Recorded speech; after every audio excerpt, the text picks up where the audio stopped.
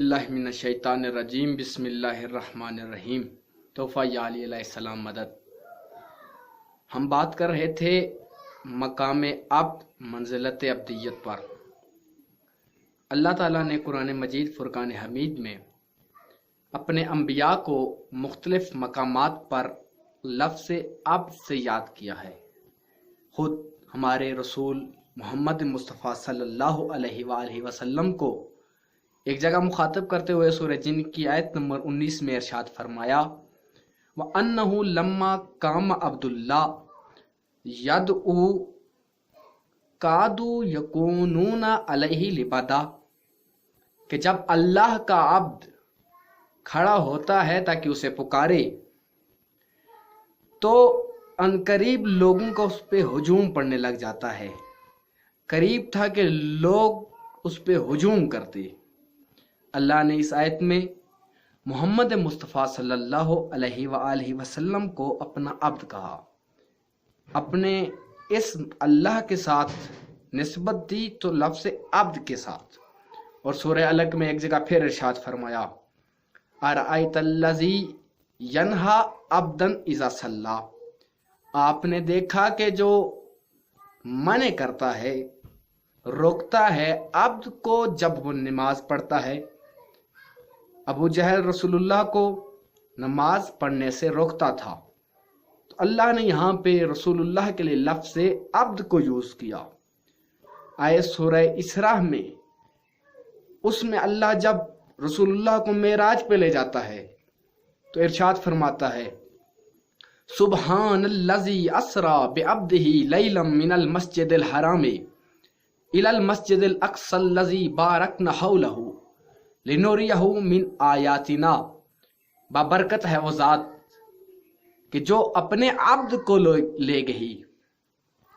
اب یہاں لفظ رسالت یوز نہیں کیا، رسول کو امام نہیں کہا، نبی نہیں کہا، بلکہ کہا اپنے عبد کو لے کر گئی، اور تاکہ مسجد الحرام سے مسجد الاقصی تک، اور وہاں جہاں برکتیں ہی برکتیں تھیں، تاکہ اللہ اپنی بعض نشانیاں دکھلائے۔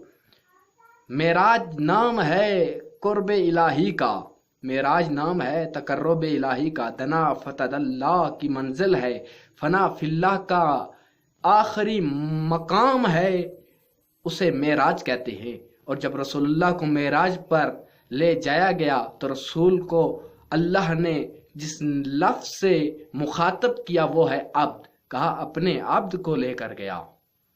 اور سورہ نجم میں جا کر پھر کہا کہ وَأَوْحَا إِلَىٰ عَبْدِهِ مَا أَوْحَا، اس نے اپنے عبد کی طرف وحی کی، اور تمہیں کیا پتا کیا وحی کی۔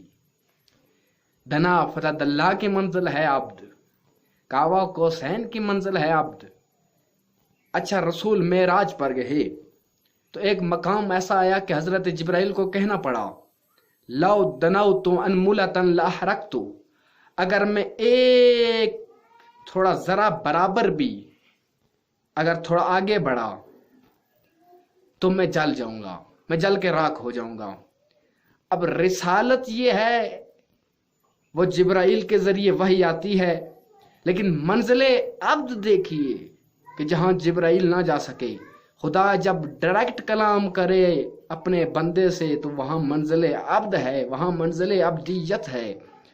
اور ایک مرتبہ قرآن میں سورہ فرقان میں اللہ ارشاد فرماتا ہے تبارک الذی نزل الفرقان علی عبدہ لیکون للعالمین نذیرا، بابرکت ہے وہ ذات جس نے اپنے عبد پر فرقان نازل کیا۔ یہاں قرآن نازل کیا اپنے عبد پر، محمد مصطفیٰ پر، لفظ عبد یوز کیا، لفظ عبد کا استعمال کیا۔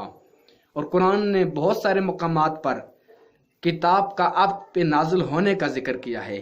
اسی طرح اللہ نے اپنے اور انبیاء کو لفظ عبد سے ذکر کیا۔ ایک مرتبہ کہا وَاذْكُرْ عِبَادَنَا إِبْرَاهِيمَ وَإِسْحَاقَ وَيَعْقُوبَ، ہمارے بندوں کو یاد کرو، ہمارے عباد کو یاد کرو، ابراہیم کو، اسحاق کو، یعقوب کو، یہ اللہ کے عبد ہیں۔ اور حضرت یعقوب کے بارے میں قرآن نے پھر ایک مرتبہ کہا نعم العبد، بہترین عبد ہیں حضرت یعقوب۔ اب بات یہاں آتی ہے کہ خود معصومین کو بھی اللہ نے اپنا عباد کہا، کبھی عباد اللہ المخلصین کہا تو کبھی عباد الرحمن کہا، اور حضرت جبرائیل تمام فرشتوں کو اللہ نے اپنا عبد کہا، لفظ عباد استعمال کیا۔ قرآن کہتا ہے وَجَعَلُوا مَلَائِکَۃَ الَّذِینَ هُمْ عِبَادُ الرَّحْمَنِ اِنَاثًا، یہ کافر، یہ مشرک جو ملائک ہیں، وہ ملائک جو اللہ کی عباد ہیں، عباد الرحمن ہیں، انہیں مؤنث قرار دیتے ہیں۔ اور پھر ایک مقام پہ کہا تھا عباد مکرمون، یہ فرشتے اللہ کے مکرم بندے ہیں۔ پتہ چلا لفظ عبد کا تعلق بشریت سے نہیں نور سے ہے، منزل عبد کا تعلق بشریت سے نہیں نور سے زیادہ ہے۔ اور حاصل نتیجہ بحث یہ ہے کہ معصومین اللہ کے عبد ہیں، ہر کوئی اللہ کا عبد نہیں ہے۔ اللہ عبد ہر کوئی ہو سکتا ہے، اور صرف اس کی نسبت اللہ کی طرف ہو جائے، عبدہ ہو جائے، عبادہ ہو جائے، یہ ہر کوئی نہیں ہو سکتا۔ یہ بہت بلند مقام ہے، یہ بہت اونچی منزل ہے، اور جس کی طرف ہم نے کل بھی اشارہ کیا تھا کہ العبودیت جوہرۃ کنھا ربوبیہ، عبودیت ایسا جوہر ہے کہ جس کی حقیقت ربوبیت ہے۔